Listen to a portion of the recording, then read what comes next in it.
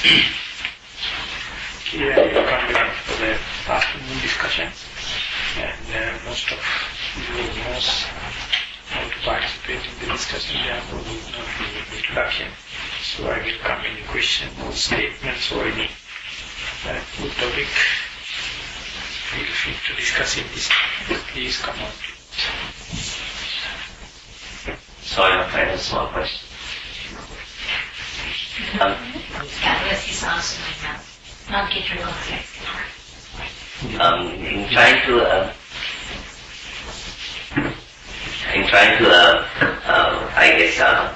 grasp, at least some grasp of the concept of rebirth, I often find it useful to consider, I guess to simulate, probably it was actually mentioned by a lot of things about a man in front of a mirror and the reflection. Where the reflection is there because of the man, but the reflection is not really the man. And that type of stuff, I'm not very sure the origin of that. But if the reflection is not you, however it was caused by you, seems to me the motivation for you to end this process of rebirth is somewhat lessened. Why would you want to, true, it is perhaps a very rewarding experience to look at your mind and see how it works and how the thought process is begin and all that. I agree. That itself is a very rewarding experience. But putting that aside, seems to me the motivation for you to stop this cycle is lessened. Is less. If you believe or if you trust in this particular simile, the reflection and you in a mirror type of. So what is the question then? So the question is what is the motivation? What is the motivation for trying to attain Nibbana? Why one should seek for Nibbana? Yes. So that is, you may say, only those who understand the existing suffering of this perpetual existence is the motivation. And there's one sutta, find a relationship, it says that due to the suffering only the faith arises. If there is no suffering, we are not faithful. We are faithful because of our suffering. If someone is undergoing this severe suffering, he has so much of devotion, because that is the only way to balance his mental state. So therefore, the faith, the suffering is the proximate cause for the faith to arise or devotion to arise. And at the time, so faith is kind of an undirected force. And once it has come into the resolute faith, only you start something. Just like in Sinhala, Vega and Pravega. How do you know what is the English terms?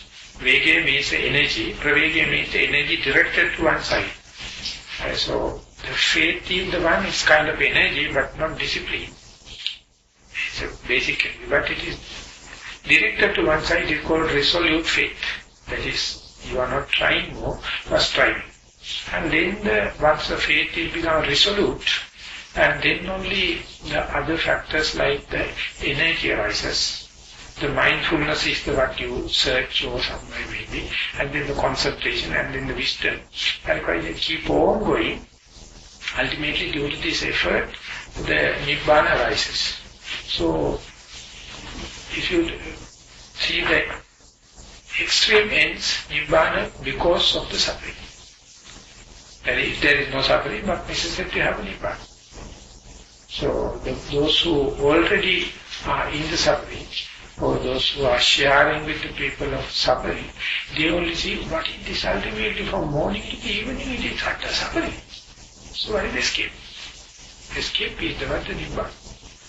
If you don't feel any suffering, not necessary to have, not necessary to seek, not necessary to go in search of Nibbana. So from the point of view of the Buddha, his whole world is based on suffering. So that is Nibbana.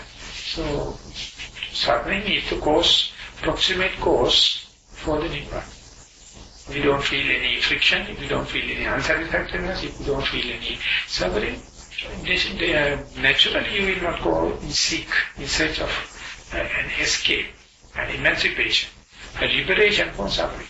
Suffering is the proximate cause.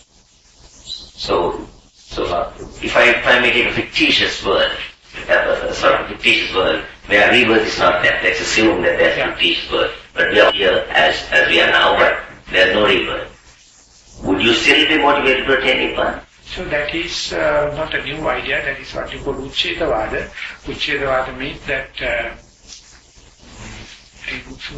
just view, I can't remember the English term, but maybe whatever the entertainment you are to undergo in this life, you are not responsible for what you are doing, but the important is how much you gain the pleasure. So that is called Uchedavada, and that such a person never see Nibbana, or they will never see this world as a pool of suffering. They always try to maximize pleasure, and simply he will not accept the basic principle of good begets good, bad begets bad.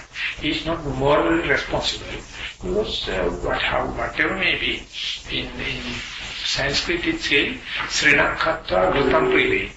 Srinakkatva Gutam Privet means, even on loan, you go for the luxurious food. You are not the person going to pay back. I think that is his argument. So you are not the person going to pay back. So therefore such a person, or such a belief, never cater for this good begets good and the bad begets bad. So moral responsibilities never come. Therefore, out of all the views, the Buddha says this is the most destructive. These are the people who can be completely go against the nature, completely go against the cultural values, and even his own future. He don't care, because he is keep on maximizing the pleasure, and that is what the science took the base. Science has a basic definition, never incorporate the morality into the sphere, and it went on. And now what has happened? Only the top scientists know. They know, more than 99% of the scientists are hired to invent the most dangerous weapon to kill the human nature. The humanity, that is the scientists are now.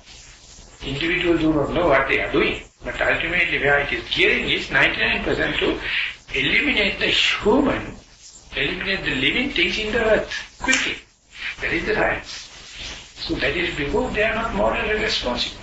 Now, therefore, they found, as far as you are not taking the mental side, mentality, or feelings, or aesthetic part into the science is blindfolded, it is always destructive. Now, after 20 years, all the top scientists know. Now, for the last 20 years, they keep on publishing books. The top class, good scientists telling we are completely chaotic. We don't know where we are.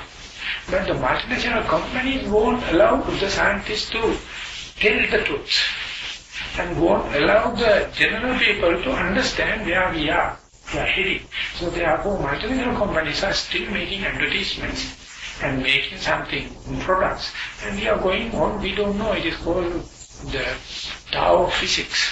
Tao of physics is that the pathway of development of the physics is nowhere.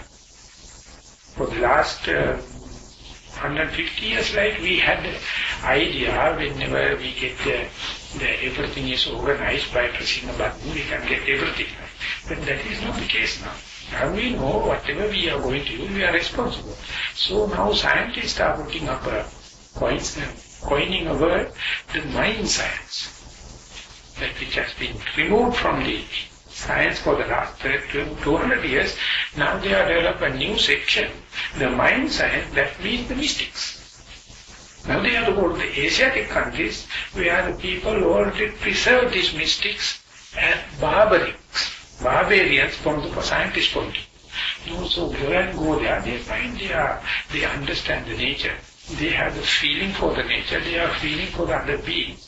not only the human, to the trees, to the plants, and therefore top scientists and the Easterners, and I try to shake their hands each other to get a harmony.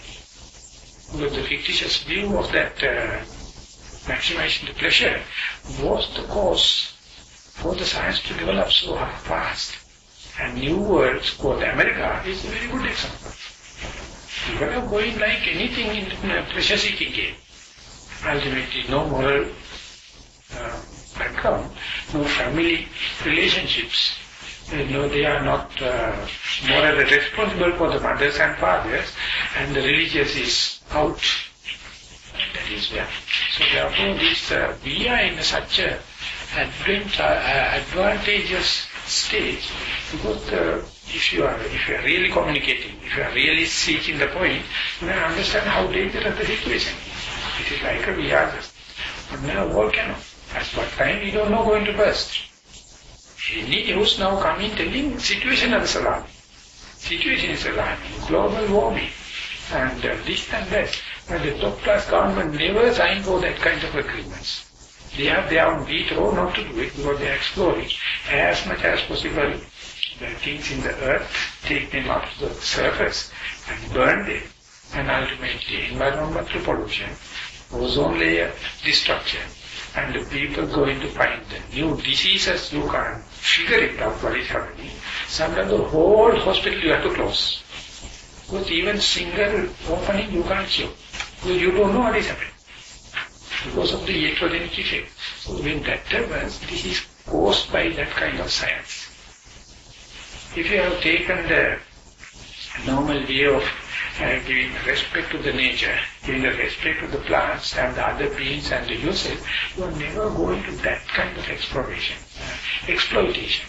So therefore, presently, if you are really communicating and see what is happening, you can understand the danger of the fictitious view.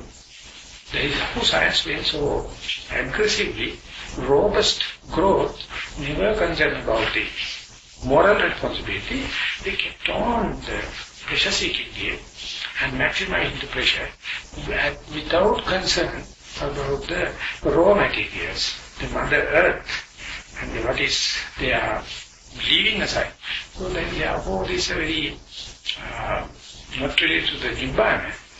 We can keep it aside all the other pilots. We can say we are in such an imbalance. But even the writers like Friedrich Kapra, they say this has happened because the existing historical information. This is like a pendulum. It goes to this side to the pleasure-seeking game and then start to regress back and go to the complete mystics and then again go to the complete scientific. We are in the third wave and we are going up to the edge and we are on the way back coming back to the, never it stop at the middle, but it will go to the mystics again. Very fast going to the mystics, and after another wave go to the scientific, and it is pendulum. The Buddha is nothing is leading to the Nirvana, only the pendulum stops at the middle, that is the middle path. Now we are shifting the middle very fast from here to there, and from here to there. Never we think the equilibrium is at the middle, because that is the point we pass very quickly. So the Buddha are the world systems. At a time people go thinking it is correct to the highest amount of pleasure seeking. At the time they completely go to the mystic side, that both will not lead their natural way. But if you wish to get out of this, you have to see the middle, not at the end. It appears like very slowing down of the pendulum, but never that is the equilibrium point. Equilibrium point is the middle, that's the most fast, the swift is there, highest speed. That is the point the Buddha finds the escape. For rationality itself, you can't reach it. You must have a certain amount of faith, a certain amount of belief. And total belief also not appreciable. It is the Maha Karuna, Maha Panya, that means the wisdom as well as the compassion. Both has to balance. So that balance is the most important thing. The equilibrium is the most important thing in the sense we are nothing lacking. Everything is available. Only the combination is not. So therefore it is always wobbling up and down. So you may be even close to the combination, but as far as you understand and establish yourself in the correct combination, correct equilibrium, it is wherever you are, you will be dragged here and there, be hacked.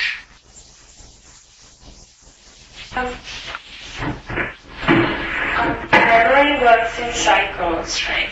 And then if you study something in a week later, and then 3 weeks, and then a month, or like that, right? So in the same way, the deathbed experience, the deathbed thoughts that come to you, if you were to make a collage or a poster of all the happy points, all the good things you've done, if you make something like that and you put it up, or if you, even if a patient's terminal, if they make a video with all the happy points and the good things they've done, and if you keep it up so that you kind of see it very often, is that maybe a way that you can kind of, at the last moment, those thoughts will be, because the repetition will be more in the brain, so that you'll see that more, and then you'll be more... You are going to cheat. Yeah. So that next birth will be good, and throughout the next birth you will play jokes. And again at the deathbed you will see a nice picture and go to the next birth. But what about if you're born in the next one otherwise? So whatever may be, that is why the labor rooms, there are a number of push babies and flowers and everything in the walls, Because at the labor pain it is better to mother to see something good. But that itself can't make the whole lifestyle and all the kind of things. So it is not a one shot, it is not a one night game. These things can make some changes, but they are very superficial. The life, the problem is more profound than that. So these things are just camouflage, just icing the cake. By icing itself, you can't make it so nutritious and kind of. The cake must be good. Someone has said that if you're not born as a human, then at least you know. Maybe even born as human, how many people live beastly life? But if you are an animal, can you meditate? No. So if you are not born as a human, then you can't meditate. So now we born human, don't waste time thinking about the dead body. Now do here now. Don't think about the last moments and try to be ready for that. Now we are living very long, and therefore we have to put it to the maximum. Otherwise your question and presentation is a bankruptcy question. You are not happy, that is why you think at the deathbed you will go to the animal world. And that is why you try to make it sure with the nice pictures and kind of thing. No, because sometimes the thing is, if you can do so much, you can be mindful, you can meditate every day, you can meditate 2 hours every day, you can live a very moral, good life, but you can do so much. You can build hospitals, you can build orphanages and so much, but at the end of the day, if you have a bad thought coming to your mind from some point in your past or something, just the tiniest of things, even stepping accidentally on a cumbia, then you could be born next life. As you say that even the theatre is good and the doctor is good and every disinfected, one germ can come and infect that the whole operation is going bad. True. But exactly the way that the amount of disinfection you do, there will be 1,001 good operations also. So these are one in the billions of a chance that can happen. And equally you can be, even you are a criminal and all the kinds at the deathbed, you may get a very nice idea and you will be going there. Therefore you have to say, is that very particular, the visual object is the only criterion behind that. It is one of the thousands of the variables. Only by adjusting you can't completely do it. And even if you gain the next life, what is the chance that you make sure you are going to live a good life? You really gain your luck by chance, the way you are leading life. So therefore it is a kind of, you are over-exaggerating one particular point and you are going to get a biased kind of conclusion. So therefore you have to see, not a single variable going to give a single outcome. So multiple variables going to give a multiple outcomes. So therefore adjusting one single strand, one single link, you can't do that much of changes. Even if it is happening, it is just like a water bubble. It goes. Buddha would have given nice pictures instead of big Dhamma. At the deathbed, you better have a picture better than listening to Dhamma and doing practice and all the kind of things. There are no shortcuts, that's the only thing. Don't try to make a concentration and one single pill, no operation, no injection like that, so that you can get it and get done. So you are responsible for what you are doing. You can't camouflage it. Even if it is doing, it is just a wastage of time. It's just passing of time. Again, you have to face your reality. Don't dismiss now. Be mindful now. That is the shortest cut. This works. What happens if you don't attain the Dharma? Then that appreciation, aspiration is good. If you wish to be a king, behave like a king. Don't like the beggar. If you wish to be a king, it is behave like a king. That is what the Buddha says. Karaniya matta kusalena yanta santam padang abhisabhita sakko. That he who wish you has the self-sympathy or well-being of the self must have qualities, but the first one is the positive thinking. If it is not a positive thinking, no matter the Buddha, no matter the Dhamma, no matter the Sangha, no matter what you do, everything going waste. So first and foremost you have to have the positive thinking. That is what it comes with the resolute faith. You invest 100%. Even if it is going completely wrong, never mind, I take the responsibility, I do. That is how if you read not the Buddhists, any heroes, any national heroes, stories, they take a risk. They are not the normal business people. They take a high risk, but in the correct investment, a heavy investment on the correct point, all the others are negating, telling that he is off, he is something upset. And that particular person knows, even the 99% of the population say it is wrong, they is the correct, he invests. That is how they become a top class heroes. So each and everyone has to have not only the heroic energy, but by the time of meditation, by the advancement of meditation, you yourself become a hero. You try to make it in this very life. That is how you can achieve it. So what happens if, say, in a previous life, I decided I want to become a Buddha, like for the future. Then how do I know, if I wasn't so much into meditation right now, how would I have known like even for the next life, how do I know that I want to go down that path? Like, I mean, the memory it's not like it's stored in the soul when it goes to the next life, right? So how do you know? Like, how does the Bodhisattva know, the other Bodhisattvas know that they want to be a Buddha? After saying, I want to be a Buddha, then how do they know that in the next few lives they need to fulfill all those paramita to become a Buddha? Like, how do they keep that in mind? How do they remember so that in the future they can become? Theoretically speaking, the highest vipassana jnana known as sankharupika jnana, when you go to that, you will get this chance where either you jump away jump hurdle to the other side, or you be here. At that decision, only the determination, like the Buddha to be or something, that is the only one blocking. So then only you can understand, I can't jump in that because I have already established and seconded determination, aspiration. Till that your mind is not clear to see that aspiration. You don't know. It may be some seeds in you.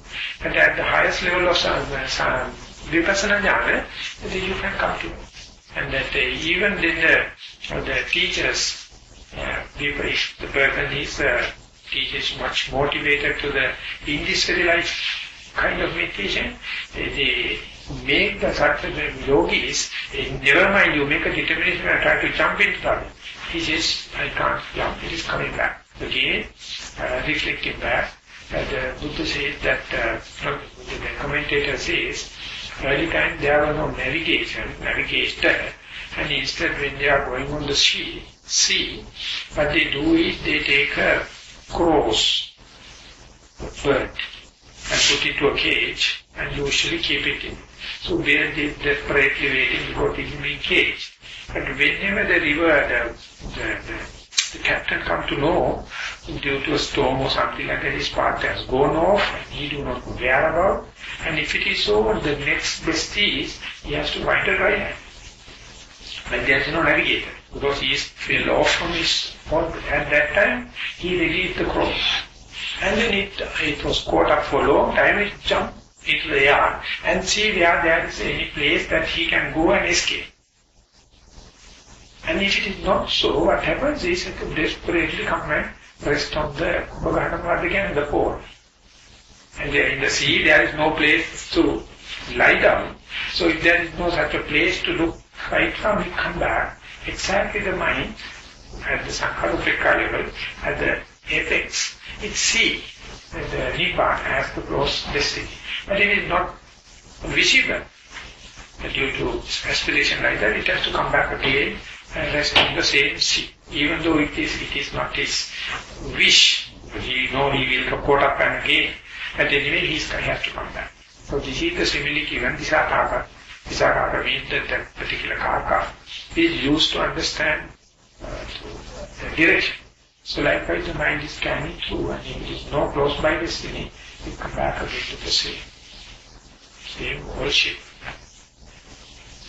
You can't attain Nibbana. That person cannot attain Nibbana for that life. Yeah, because he has already developed and well established the aspiration, determination for the last life, and it is well established. So therefore, he can't attain this life. But even then it says, don't make such a determination confirm unless otherwise you develop the mind up to the top level. There only you can clearly say mind is not cheating you. Otherwise that mind is perverted. So it can be, you can mislead it. But instead, when you go to Sankharupeka, therefore analyzers or commentators to analyze the Buddha to be has so much of past lives. Each and everyone, he first and foremost he did was meditated up to the highest. Before that he never think about helping others. Before that he never thought about external thing. He go up to the, then he comes, no, I can, this maximum I can go. Because I am a Buddha to be, aspire Buddha in the next life, so this all I can do. Then once he qualified only, he make other merits, helping others and kind. So first and foremost he go to the maximum possible highest level. So then it's a safe method. How do you know what's the maximum safe method before it is over? Theoretically it says Sankharupeka, that is the highest level you can go to the equanimity. You are equanimous about all the formations. Good and the bad appear equal. The just and unjust appears equal. And your achievement as well as the failure appear equal. And the pain and pleasure you can accommodate equally. And when that comes only, you will be moved. You will not be moved by these vicissitudes of the life. Under such circumstances only, you can get what is your skeleton of your memory, the real memory, lined up. And that is the only way, the theoretical answer. So I don't know if I may see whether I understood the answer you gave. So if you are the cause of the next birth, you are the cause and the effect is the next birth, but it's really not you who gets born again, right? If that is the case, then is the moral responsibility that you have, that you may have towards suffering of this next person, is that the motivation for trying to attain Nibbana in this life? You can't reduce it like that. The moral responsibility itself is not the cause. It is not the only proximate cause for the present state of happiness or pain. So it's a part and parcel of it. Because we have to understand this moral responsibility is basically due to our socialization. Unless otherwise you do not live in a society, moral responsibility is a nonsense. So therefore, once we go into the society, definitely we have to accept the norms, the constitution. So you are in the condition. So therefore, it is not a very deep thing, but it can make a deep damage if you go against the rule.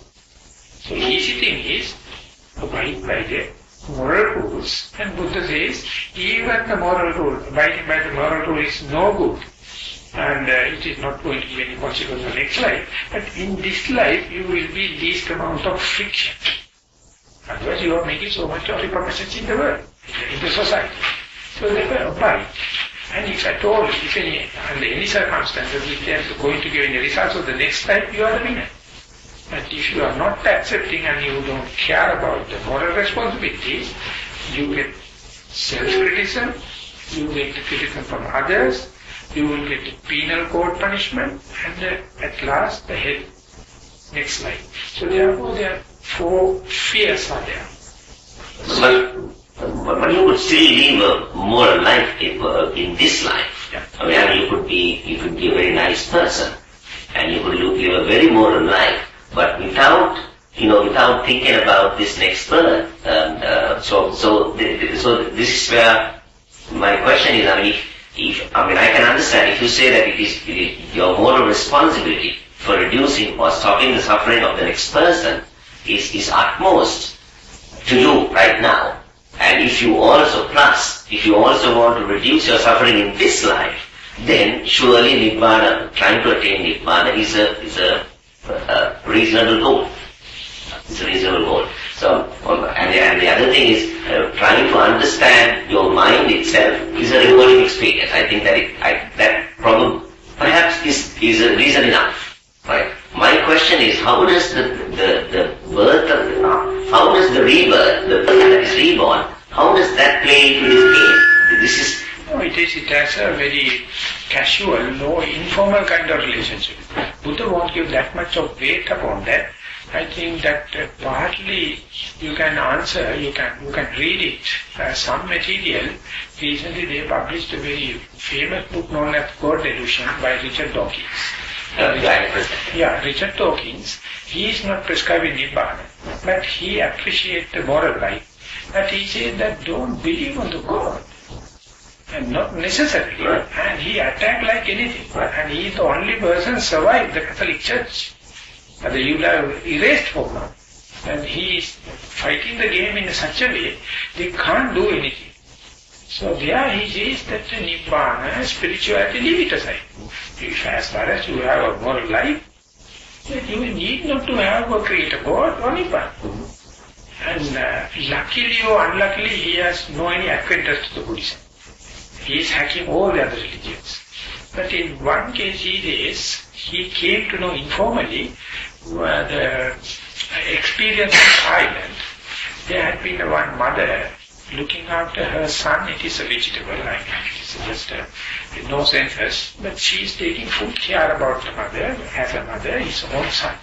And one of the Richard Dawkins' colleague have gone and asked that mother, how do you get motivated to look into this child? He says, this is the way, this is my child, and I don't feel any tiredness, I don't feel any difficult to cater for, so I keep on. And end of that she has told, this is the fate of this child due to the bad karma did in the past. And then Dawkins is criticizing everything. He says, such a nice thing that mother is telling, but she says, this is that son's own mistake done in the past. These are nonsense. Who's going to tell that he has done the past or something like? Without that, if he can attend that to boy, how nice it is, without theory of this, the past life karma kind of thing, that he is going to put there. It is his own karma, his own this thing. And I don't appreciate like that's a small part. Otherwise he has never tackled this karmic kind of thing. It's a very nice book to read. No, I have read that, but that sort of seems to make the point. So, I mean, doesn't that mean that this son's previous life, Yeah. if that person had attained Nibbana, okay, doesn't that say that this son wouldn't have suffered? Which person has attained? Right. Am I right? So you were talking about a mother who is taking care of the son, and the son is basically suffering quite a bit. And also mother is also suffering. We don't know whether son is suffering Right. or not. Right. But Also, the mother is taking care and ultimately she is fully dedicated to that. right. So let's say take the mother's suffering. I mean, I guess I could go both ways. Take mother's suffering. So the fact that the mother is suffering in this life, the reason for that, at least one of the reasons, is that her previous, reincarnation, whatever, did not attain Nibbana. Yeah. Correct. That's true. That's true. So, doesn't that involve moral responsibility on the person, the person who was born previously?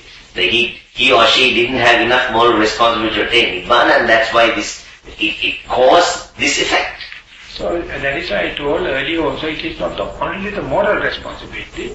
There are three training: moral training, concentration training, and wisdom training. Even had she had been morally good in the last life, they have not devoted time for the concentration training, not devoted time to the wisdom training. Therefore, they still caught up in the perpetual cycle. Right. As well as the child also, they have their own interrelationship. It is going on. Right. So we can't reduce into single moral aspect. Right. But then on the other hand,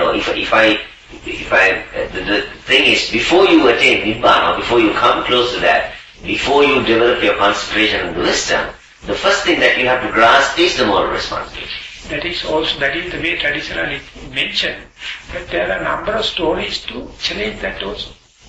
So that usually the Theravadins don't accept it. I mean traditional Theravadins, but since now the bare insight method has come out, it's kind of radical thing. It says without apparent good moral support, some people achieved it. So normal theory can't explain it. And Mahasi Sayadaw, that is the best for this era to understanding this insight meditation, or the bare insight method, he has pointed out so much of cases, authentic case histories telling, under these circumstances, there are no grounding from the moral purity. And even the moral purity there, how much you have to be pure, how long, what kind of precepts, never stratified. So therefore don't put yourself into the inferiority, telling I am not qualified to do meditation because I am not morally sound. That I don't appreciate it. He says religious people always suppress their subject, telling that we are superior, we are priests, and you are inferior, only you can do is support me, and I will give the message to the God and come and communicate with you. You can't go there. So he said that is something not appreciated in Buddhism. Therefore the morality, you can't use to suppress others. You can't use to suppress yourself also. And he says that is not the idea is going to develop. And finishing the essay, he says, even then, I would say, if now you go to the hell or the other world, you see 99% go there because of lack of morality. I am not going to undermine that, but I am telling presently, not the present day, usual commoners' idea is always self-critical and inferiority, and that is therefore they find reason not to meditate.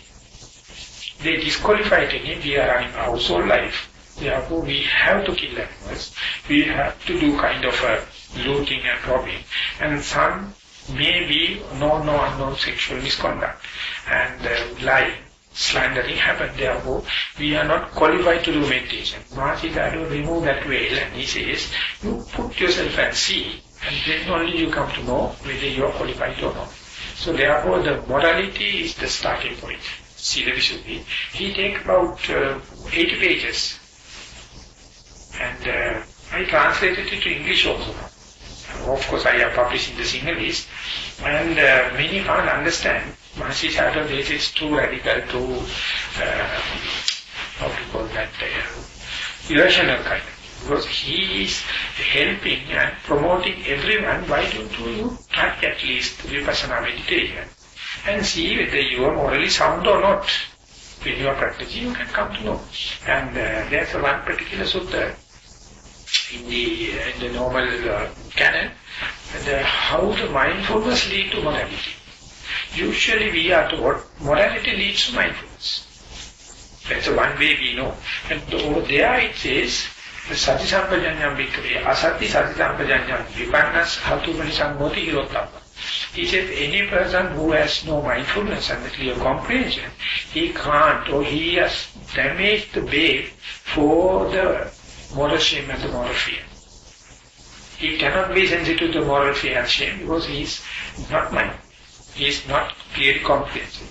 He who has damaged the basis for the moral shame and the moral fear cannot control his senses.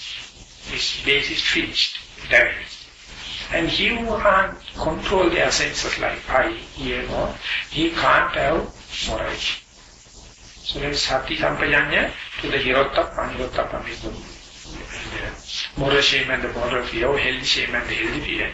And that related to the controlling of the faculties, and that is the proximate cause for the morality. So therefore Sati Sampajanya is the more basic level. Something is mindfulness. And when I am going to Venerable Dhammajiva, he was an Australian monk, I have broken all the 5 precepts by that time. That was my hobby. I was in the age of 26. So I am born to the very good Buddhist family, but we are university students. So all of a sudden my father died, he's desperately with the cancer, and it was a completely heartbreak for me, because he was such a moral person. I know I am a rascal. I am completely finished my career. No one knows still at home I am a very good upasaka. But after the father's death, I was completely shattered. I thought, what is the good and bad of this life, in this world? So I thought of giving up the university course, and just to astray, I have no whole aim. And after 1 year time, I met Venerable Dhammajiva. And there's no reason for me to go there unless otherwise he is talking Buddhism in English. That's the only attraction. I was at that time hating monks. Monks are national jokers in Sri Lanka, even now. So I have no any relationship. When I go to the Dhammajiva, he asked me to be mindful. Did I to be mindful? I have no precepts. I have no value for precepts. At my best I break them as much as possible. Okay, never mind, you can be mindfulness. Then I told you, you may not be talking standard Buddhism, something different, because I am a born Buddhist. How can one be mindful without precepts? Then he blackguarded me, telling that everything you claim that you are coming from the Dhammajiva, the island of Dhamma, that you buggers never practice. And you are going to teach Dhamma to the whole world. But you are not practicing. If you are practicing, you have to start from there. In mind you please, 8 years it took me to get the notion of mindfulness. That is the meaning of mindfulness. Daily I go to him, argue with him. He gives books. Unlucky enough, he is talking only English. I have not much of English understanding. Then only I thought, okay, if it is so, I give the whole life, full time, to this mindfulness. So once you go to if you reduce the Buddhism into the mindfulness, it's a completely different story. Otherwise you are definitely caught up with this tradition, caught up with this the conventional method of presenting. And it is, in a sense, discouraging. Always undermining people's spirit. And when the mindfulness comes, it gives a complete equality of the male, female, ordained, unordained, Buddhist, non-Buddhist. Whether you are broken precepts or not, never mind, you get a fresh chance. So therefore I have a formula. Buddhism means meditation, meditation means vipassana, vipassana means mindfulness. So I call at last Buddhism means mindfulness. So many weren't happy with me. That is why I am a happy monk. throughout the life I never think about Nibbana. That is none of my business. My business is to be mindful here and now. That is the Nibbana, whether you may call it Nibbana or not, whatever may be, that is my Nibbana. So wherever I go, if I am mindful, I know I am with the Buddha, I am in Dhamma, I am Sangha. Then very easy, then there is no argumenting, there is no much of achieving, I did this and that. Only what you have to do is, while doing all the kind of thing, be mindful. You are already enlightened. Already you are with Buddha. You are, whether you know the Tipitaka by heart or something like, never mind, Dhamma is with you. Each of it, the blowing wind also teaching you. Burning fire also teaching you. Any person's behavior is a living Dhamma. You don't feel like away from Buddha. You are living with Buddha. So, simply appreciating mindfulness, all your theoretical questions, all argumentation, all demand for your rights, all complaint to the others, all will be nullified. You have to, at your best, your heart, you have to understand the meaning of mindfulness. But it is an evolving thing. You start with one or the other nuance or shades, and while practicing, you get so much of different shades, different facets of mindfulness, but it's a complete from the beginning to middle and to end. You will never looking forward to something. You are already in the mindfulness, you get 100% mark. If it is not, you are at the 0 level. And you know, to go to the mindfulness, there is nothing lacking in our life. You can't say due to this thing, due to that I can't be mindful. That is why you have to take little time and understand how to develop mindfulness sitting, how to develop mindfulness in walking, how to develop mindfulness in the day-to-day activities in the retreat atmosphere, and then slowly expand your day-to-day life. Ultimately, you will ask the question, where and when I cannot be mindful. All the questions Jesus raised, all the arguments, everything goes, and you are contented. You are happy here and now. Even someone comes and says you are not attending Nibbana, who cares Nibbana? Nibbana is my path, this frictionless path, that's all. If I get the frictionless path, you can call it Nibbana or anything. So you're basically saying that you should be mindful for its own sake. Yes. For its own sake. I mean, Nibbana, attaining Nibbana or stopping this rebirth process, perhaps is a result that comes after. Because of that, but that should not be the sort of the motivation. They are byproducts. Okay. They are byproducts. And here and now achievement is the mindfulness. If you are daily at least refining the term mindfulness and recharging the mindfulness battery, maximum that is you can do for yourself, as well as of the humanity, as well as the society, the nature, as well as to the Buddhism also. So it is so easy, I mean that. I must not say easy because Buddha even say it's difficult task. But if you put it in this way, you feel like omnipotent God. You are everything, but nobody is lucky. You are omniscient and omnipotent, omnipresent. Because mindfulness is such. Only you have to get the plug into the mindfulness. So all the time batteries get in charge. Whether you are achieving something or whether you are losing something, whether you are painful or pleasurable, everything is automatic. Now, this change of opinion about the priests, even in Sri Lanka, mainly in Sri Lanka, came into being after 1956, after the appearance of two universities, namely the Nissarana for the priests. And so even their behavior and their studies changed after that. And before that, all the laity protected the 5 precepts to the last letter. And then anything, there were people who broke it, yet the majority of the Buddhists, they preserved that to the last letter and they followed that to the last letter. So they protected the religion on our side.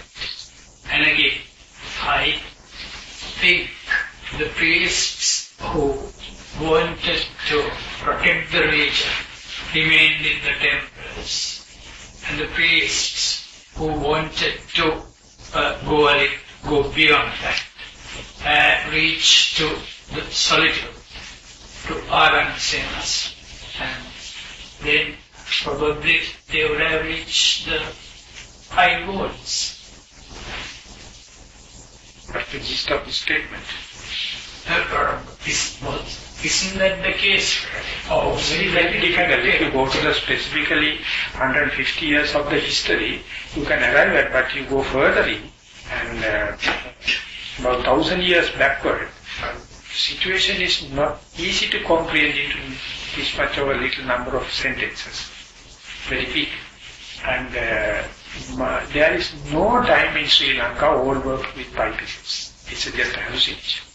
All the crimes are there out of our Sri Lankan kings, lineage of the kings. 46 kings were killed by the sun. It is historical fact. I mean, if they having 5 bishops, not killing their fathers. This is the history of Sri Lanka.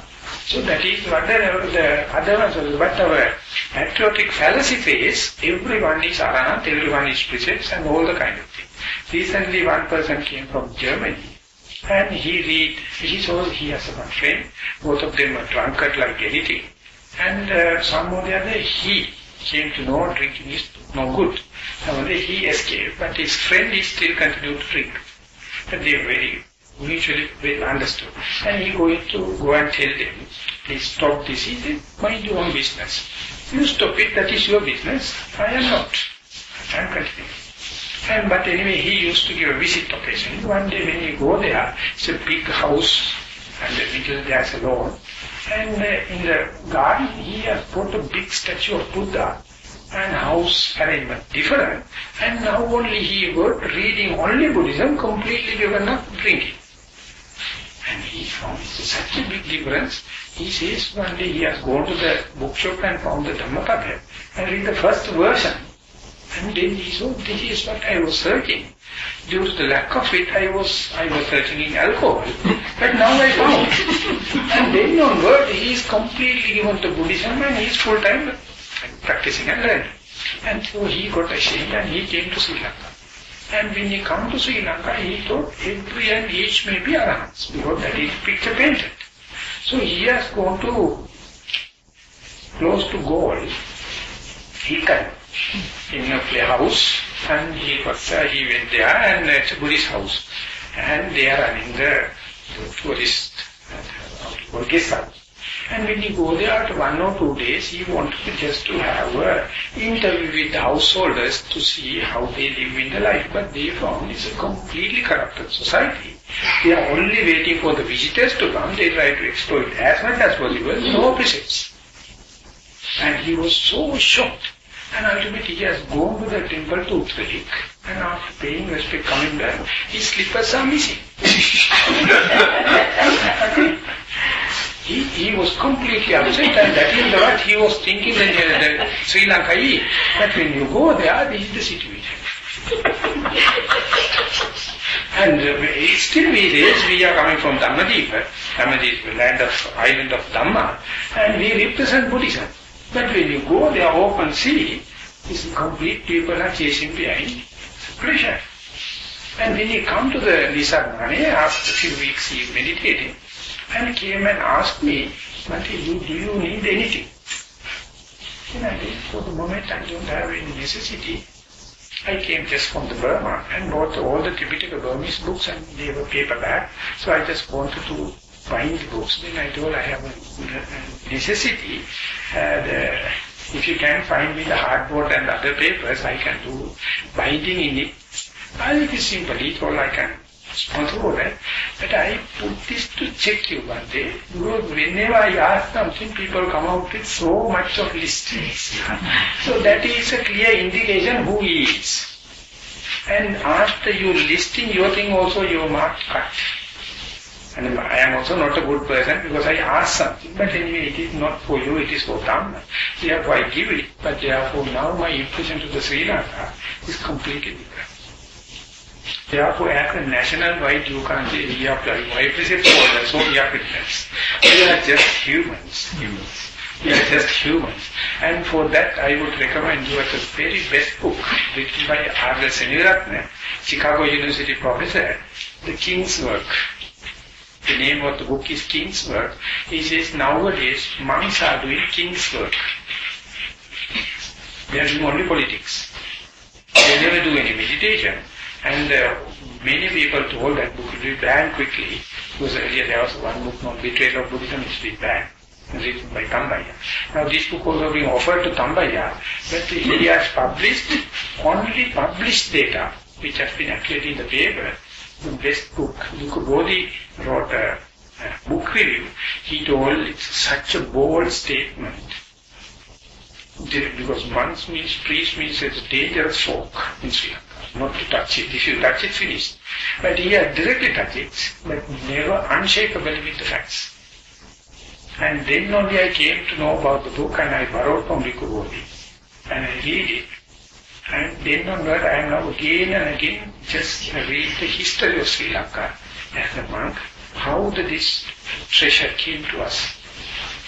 And it's a precious thing, of course, whatever may be the history, we got a precious thing. But these fallacies, patriotic fallacies, you have to be careful. Specifically when you are doing vipassana meditation, I would say, mindfulness, you will not carry it out by these stories. They are done by non-practitioners, applications. Our whole history is a application. Of course, it's the longest history in Sri Lanka. It is done by the Buddhist monks and kind of thing. It's good. We have certain things, but we must not take everything as such. We must understand, scrutinize it. Likewise, the Buddhism also, you must understand the pragmatic part, the practical part, and put into practice, then only you can say, what I put is correct or wrong. Otherwise, you can say it's the most precious thing. And you can write in the book, put in the cupboard, and pray, worship, morning, evening, and to the cupboard telling it is the precious thing. But if you are not reading, if you are not practicing, yet another cult. But I am very happy, I am very fortunate, very lucky for the last 30 years that a huge amount of population in Sri Lanka, in the world, practicing it. More than before 30 years ago. Because now the situation, the vibration is very good. Dhamma is present. And people know this practice outside. And they put into that, therefore we are born to that stage, I think. We were waiting outside to get the maturity, and we come here, so I don't care about this all other sundry items. And as far as we know the Dhamma, as far as we are acquainted with, give maximum time. Don't wait till he to do. Don't wait till your mother or father to do. Don't wait till your priest to do it. You are human. Buddha is asking only the basic qualification of being human. All the others are extravagant, unwanted thing. Being a human, you can do. Therefore, that whenever you reduce this whole game to the mindfulness, you are cutting off so much of unwanted things. You can directly go because power line is very straight. But I would challenge the understanding of the meaning of mindfulness is not so easy. The day you understand, you will be evolved. You will not be the same person. If it is so, that is not mindfulness. Mindfulness is evolving. It is going through the metamorphosis. More and more you understand, you will change. Your likings and dislikings are changed. Your personality is changed. And you can feel it, others can feel it. Therefore, it is not a scholastic thing. It is not a theory for the sake of theory. It's a matter you apply to it. And when you apply, you get the new definitions. You get the new dimensions of it. And you live with it. Live with it. That is how you see the living Dhamma. The robust Dhamma. Your native Dhamma. All the others leave it aside for the younger generation to study history and religious and all the kind of thing. But for your proper understanding the things as they are, you must know this shortcut. I understand that mindfulness is real for this life. But we always seem to think that we are born to another life and there are lives. And according to Buddhism, as far as I can understand, we are not born into another life. So I'm just following the same question. So when you say that you are aiming for Nibbana to prevent the next life, and if this next life is not really a continuation of this life, and it's some other life, so the real goal should be to be mindfulness in this life so that you can live peacefully with yourself and you can live peacefully with the others.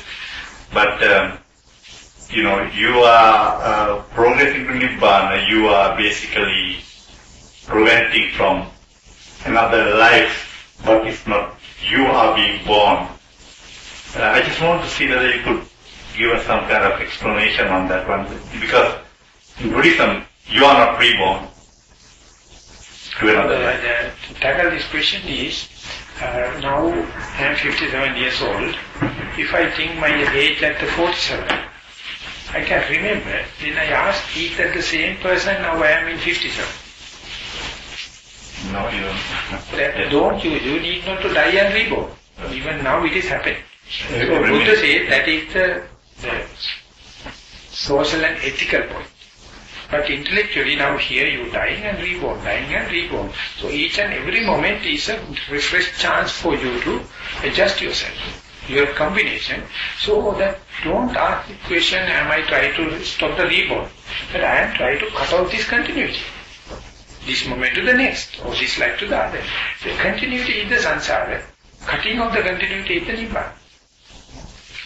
So you can see the micro level of death and birth here and now. If that means for a person who is frightening about the death, they never think even this is a micro level death and birth because it is some kind of heartbreak for them. But each and every rebirth is a new opportunity. In that perspective, if you see it, we are in such a blissful state, whatever the mistakes we have done, within the 7 days, can forgive and forget and be prepared for the next fresh moment. And that is already given endowment. But we always burden with the yesterday's mistakes. And always we feel inferior thinking that we have done this and that. But the Buddha says, that is your foolishness. That is your ignorance. That is your stupidity. Due to this only you manifest this. You adjust this due to a backlash of what you did. But otherwise, each and every moment is fresh. So whenever you see each and every moment is fresh, that you are living with Buddha. If you are living with Dhamma, then you are the Sangha. But our parents and every science and all the worldly science says, don't think like that, because you are suffering due to the past and the future, and they try to get some or the other, skip the present moment. And going to give the historical explanation and the future explanation, and we amused throughout the life. We never live in the present moment, we try to live. Always trying to live. And the Buddha says, leave that old cock and bull story there. But as far as you are here and now, you can understand how quickly it is connecting to the next moment. How this change is going on. How fragile it is. How unpredictable it is. How impermanent it is. And this is what the Buddha calls suffering. So if you stop it, I mean not to answer your past this thing or not to worry about the future this thing, be here that simply you come to the content. You simply come to the satisfaction, the fulfillment. But as far as you are worrying about the past and the future content, that is your own baby, that's your own creation, you spoil the present moment. So who the hell is going to save you? Who the hell is going to give bless you? Who is with your whole memory, whole knowledge, whole ability, you spoil the present. That is what the stupidity means. That is what the foolishness means. So we have to simply accept it. No one is spoiling my present moment, unless otherwise me. And if you accept this is my foolishness, okay, then onward it is rectified. First and foremost is understanding my burden of foolishness, or in the sense, who am I? What is the present moment is? We have never thought about that. You are thinking about other people, other time, other places. But if you think, you can understand nothing but utter bundle of foolishness. Utter bundle of stupidity. And there is what the Krishnamurti says. This Nibbana is not defined. Nibbana is freedom from the known. What you know for the moment is the burden for you. That is why you get bogged down in this present moment. That if you see a newly born baby, they are not burdened with yesterday and tomorrow, unless otherwise we introduce it to him and they live happily. They completely in the present moment. Such a freshness. So more and more you develop the age, the money, the knowledge, everything, more and more corruption. So still we are hankering behind to become more healthy, more rich, more knowledgeable and kind of thing. So Buddha says, if the ship is too much with the burden, the lesser the speed. He says, empty the ship. And it can take the wind, faster go. And the family planning people also do the same. They also think that reduce the burden and then your journey is easier. So your main objective is mindfulness, not to stop the river. I mean that I can't stop it, that because it's a byproduct of the main thing. I am not concerned about that. Yeah. To be mindful. Yeah. And be present and be pleasant, that's all. If you are here at the present, you are the pleasant person. So Master, what happens if you're mindful but you kind of suddenly are in a freak accident and you know you haven't reached so on but you're still being mindful and you're trying to think happy thoughts and you're trying to be positive, but say you're in the ER and you're hemorrhaging out, what can you do at that point to make sure that the next life you'll be born as a human? There is no assurance. I can't make you under any circumstances. I am not the omnipotent God. I am not decider of your future life. So it's a completely cause and effect relationship. That is why yesterday Dhamma talk it says, whenever you introduce the mindfulness into your life, first what you do is isolate everything and try to be mindful at least in one in-breath and out-breath. And you find it difficult. So you give the conducive condition, try again and again, so you will be mindful for 10 rounds, 15 rounds, 10 minutes, 10 seconds, 15 minutes, right there you can understand this is a possibility. But you know rest of the time it's completely unmindful. But anyway the teachers will say this 10 seconds is not enough, increase it and try to be mindful like walking, while seeing, while hearing, while have the intentional action. Now then you say, no, how can you be mindful that because we have to be mindful, you have to be closed eyes, we have to be isolated, we have to be in some complete silence like. No. That once develop mindful, it's hardened. And then you are being asked to be mindful in the day-to-day activities also. And whenever you go to the day-to-day activity, you find nowhere to hook the mindfulness because so much of intention and so much of pressure of the time. All the time, but some or the other will say, you come to know at least when you are doing your private jobs like brushing teeth or something like that. There you find, but anyway, very difficult to be mindful while you are talking, very difficult to be mindful when you are at the supermarket. Yes.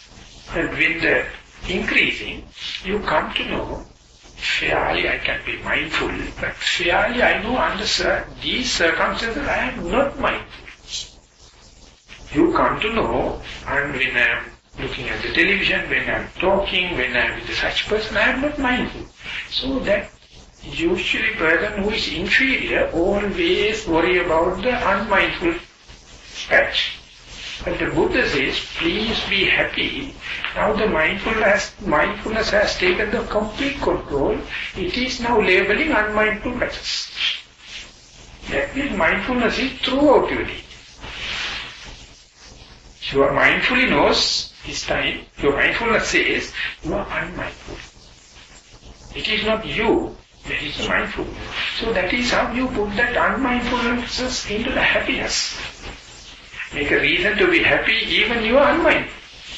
So that habit, this trend, will continue while you are sleeping and getting up and dying and reborn.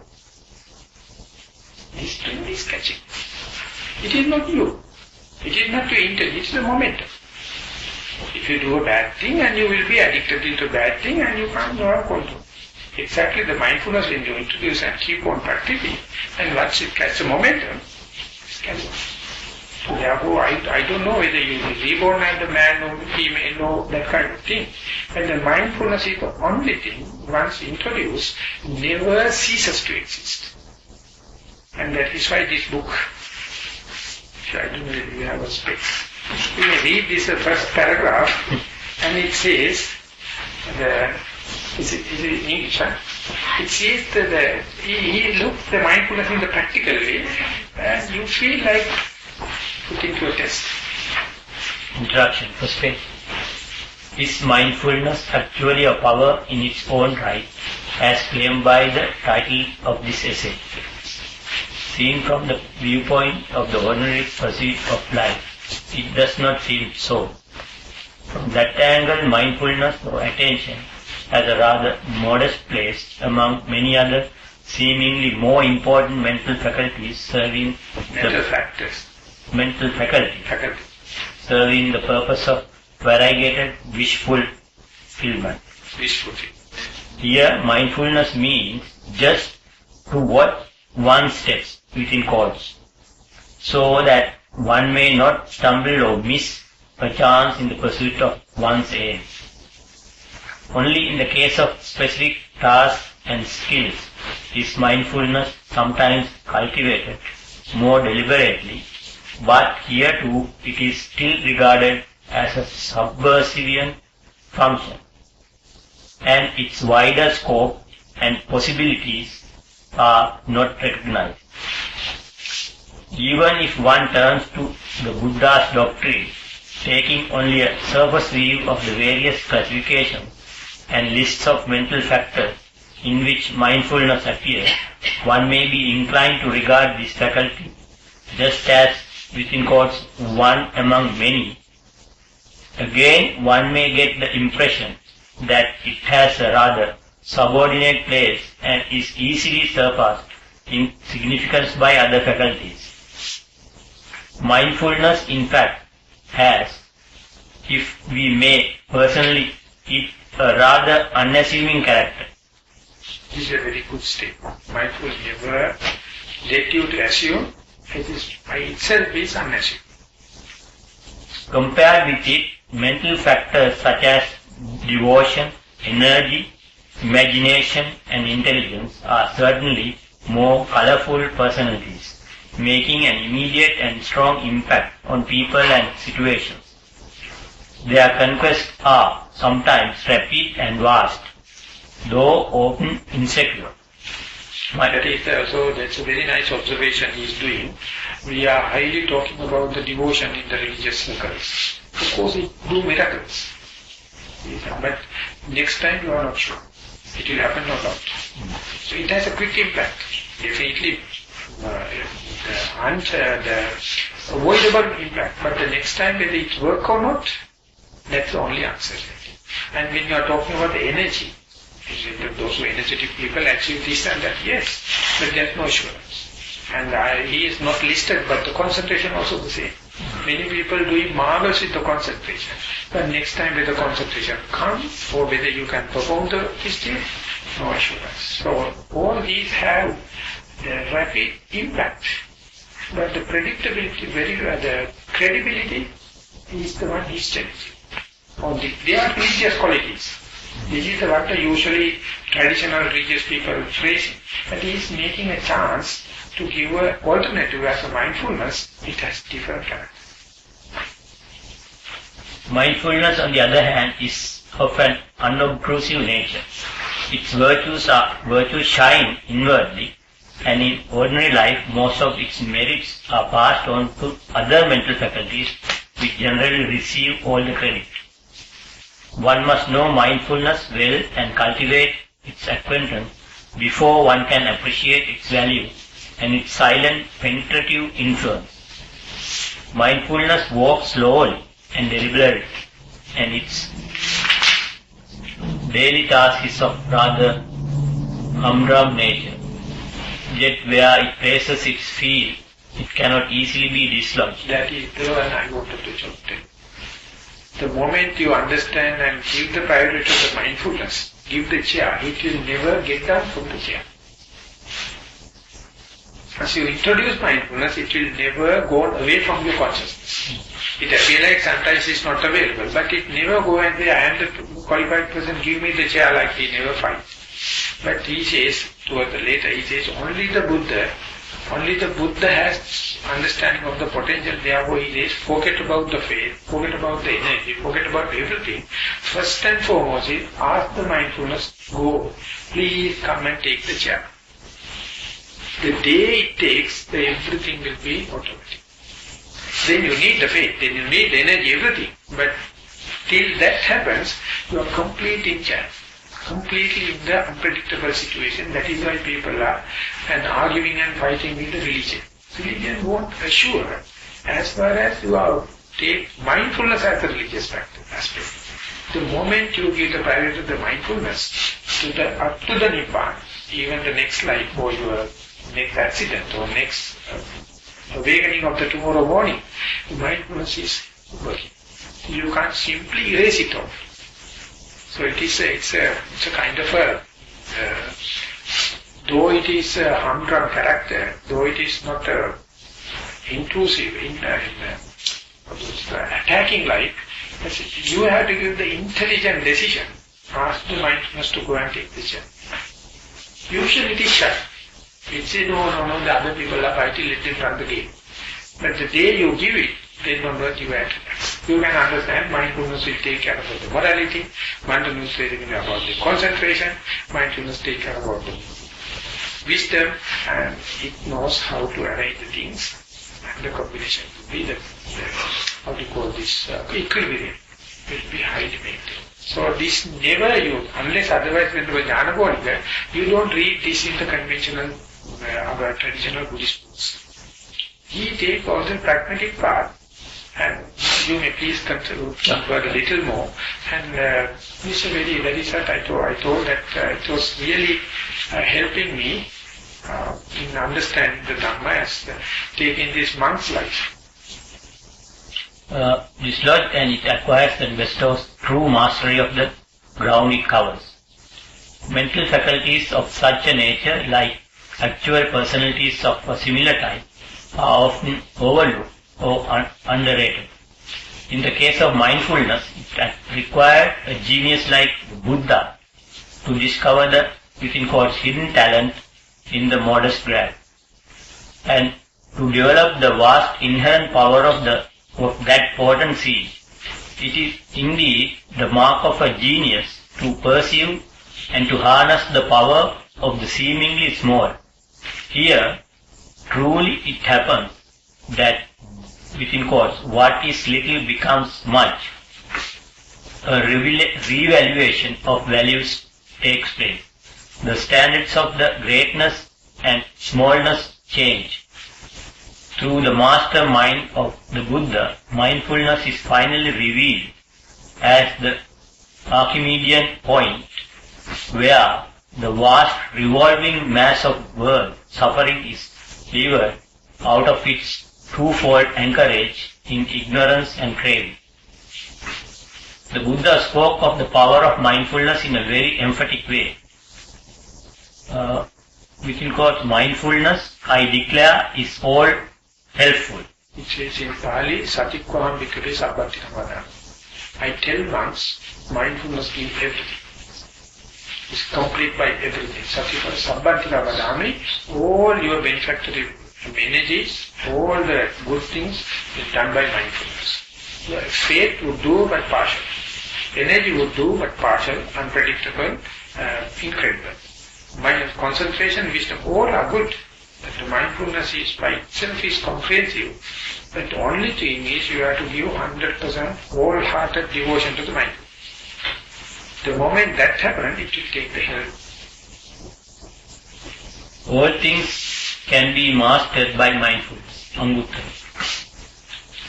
Further, there is that solemn and weighty utterance opening and concluding the Satipatthana Sutta, the discourse on the foundations of mindfulness. Then within quotes, this is the only way, monks, for the purification of being, for the overcoming of sorrow and lamentation, for the destruction of pain and grief, for reaching the right path, for the attainment of Nibbana, namely the four foundations of mindfulness. So I translated this part into a little pamphlet and distributed about to many people, those who are coming to Nissarana, because this book has been translated twice into Sinhala, but the translation was just literal.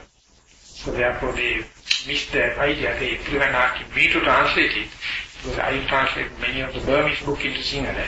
So that book also I have the translated single book available, but there's a huge glossary, and you have to pay real academic words are there. But this Jnanakonika's presentation is so pragmatic. So this is your copy. That's it. That's the whole mission is the understanding of mindfulness. Of course, at the beginning you don't know mindfulness is, but you have to understand you are already given huge amount of weight and the time for the faith, huge amount of appreciation of the energy, concentration and wisdom. Don't undermine them. But more than that, believe mindfulness is by itself is complete. The moment you give the full-fledged appreciation to the mindfulness, then onward you can go and retire. You can retire and wait. Mindfulness is taking. But if you doubt and still go on the faith and all the kind of thing, okay, you will get the deep results. But the mindfulness is irreligious. It has no rituals. It has no kind of moral, no concentration, no wisdom. But it knows how to make the combination and make it full. So it is, you can say it is scientific, it is religious, it is mystic and everything. But the only thing is many won't appreciate it, many won't give the due faith, give the due weight on the mindfulness. And that it is like a buffet diet. Hardly people knows the rules of a diet. They always go for their likings and dislikings. But they rarely take the correct combination good for their health. So mindfulness is always in the table, but no one does themselves. Very focused. So I want to know, what is the Sotapanna meaning? The word meaning is you are fallen into the river. That means you will be taken directly to the sea. That means you are on the way. Irreversible advancement, you are basically directly heading towards the Nibbana. Sota means in Pali language is the current. Apanna means reaching. So once you come into the current, it will be definitely taken to. And till that, you are not sure whether you are directly bounded to the Nibbana or not. When the Sotapanna happens, then definitely you are destined to Nibbana. And is Sotapanna the same thing as Sovan? Sovan is the signal, Helu Bhasawa. Sotapanna is the Pali language. Everything in the Helu Bhasawa, we have smoothened this thing and make it easy to speak. So once you are entered the stream, you are usually 100% mindful. Not 100% mindful, that's why I told that Yamkinchi Kamman Karoti Papakam Kayena Vata Udachetava, even after the mindfulness, you become Sotapanna, you commit physical mistakes, you commit verbal mistakes, you commit mental mistakes, but you can't hide it. That's the only thing. Immediately you go and tell virtuous person such a thing happened. So he will tell this is the consequence, you have to redo this and apologize it, and that's it. And those who are not always hiding their thing that should be declared, but once you Sotapanna, you can't hide it because you know it's a mistake of the human mind, not my mind. So best thing is to go and share with the person related or the spiritual person, and he will prescribe what to do. You can do it, he will say not to do it. Yeah, that he is surrendering. He will tell, accept what is the punishment or anything happen because he has no inner core to fight against. And the Sotapanna, but that does not indicate he is perfect.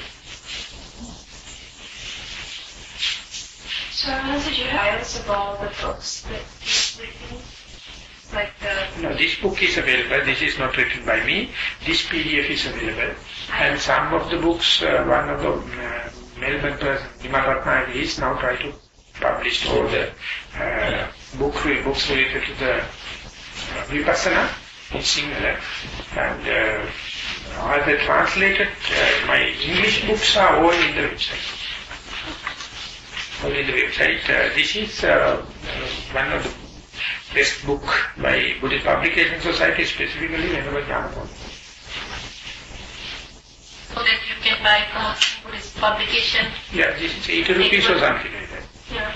Very cheap, but this is publishing, republishing and going on. Yeah. They were written in, I think, 70s or 60s. May you read the name of the book, please? Power of Mindfulness. Power of Mindfulness. I should send you the e-book. I have e-book. We have in my pen also.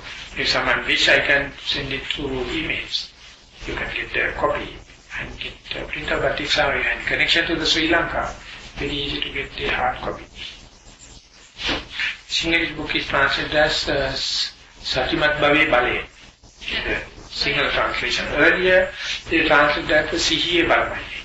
Sihiye Balamai is good in translation, but even BPS do not know they have done the translation. They have done. They have done great things. Yeah, That's so right. That's done by you? No, I have no information. They are, two academic people have done the translation. Sanskrit, does that carry the real meaning? No, there is nothing carries real meaning. I mean, this is better when compared to the other. With real meaning is when you practice only, you will understand the real meaning. Till that they are period. Okay, time. So I think tomorrow by discussion time we are finishing the retreat. And today is the one before the last. And today's talk will be the last. And after the discussion to 2:30, flight is at 5:30. 6. I have to retreat. Thank you very much for taking part for the discussion. Swaminatha, I have one word. So thank you very much for all these days working so hard. You, after you being sick also, a little bit, no, I don't say, physically a little bit here and there. So I thank you again, and whatever your upward path may be smooth and steady in this very life to achieve your goals. Same to you. You all.